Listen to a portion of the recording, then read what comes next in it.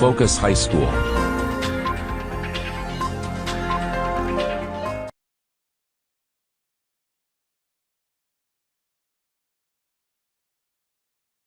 Good afternoon. I'm here again, this time to speak about the old city, the social context. Yeah. Just to go back in history, the old city developed as the real Hyderabad from about 400 years ago, and a lot of educational institutions, hospitals, libraries were established in this part. Fast forward, post-police action. The community, which had a huge majority of Muslims, slowly felt that specifically after Pakistan was formed as a Muslim country, there was very little reason for Muslims to feel confident about their remaining in India as equal citizens.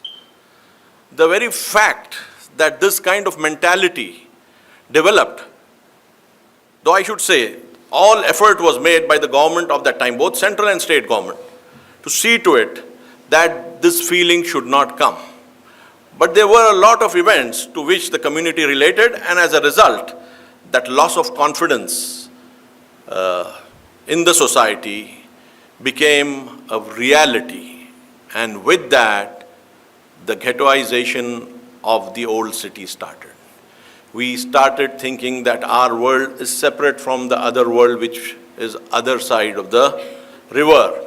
And as a result, slowly the educational institutions started to collapse.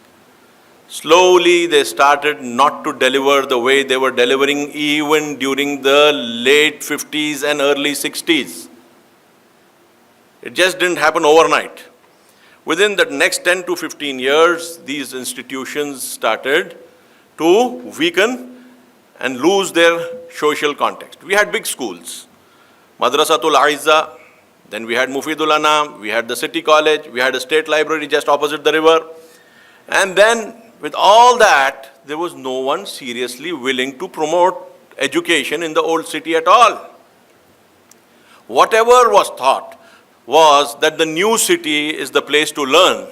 And since it was not the easiest place to move, we find that at least 80% of the population not being able to avail of the facilities which were available in the new city.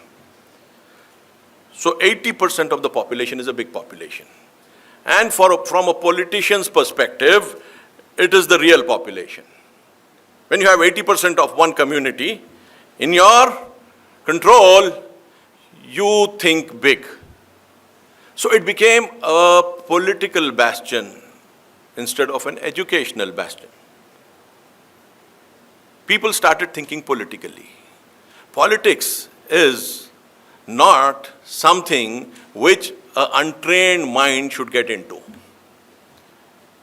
Politics only comes when you understand the problems of people of different strata in society and then form an opinion how to solve them. A person who is not understanding his own situation in society gets into politics, what happens? So we got politicized. And politics came to play a bigger role than education. And slowly, we saw again that the success of the politicians became a magnet for people to replicate and go the uneducated way to politics.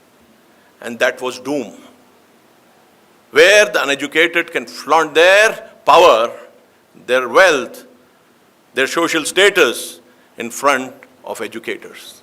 There were hundreds of professors living in the old city around 1948, 50, 60. They were known before this political transition as somebody in society. As this political transition took place, they became nobody. So the educated were forgotten and the uneducated became the real heroes. Democracy, we would say, but at what cost? You would say that monarchy, if it's serving the interest of the people, was much better than a democratic polity where you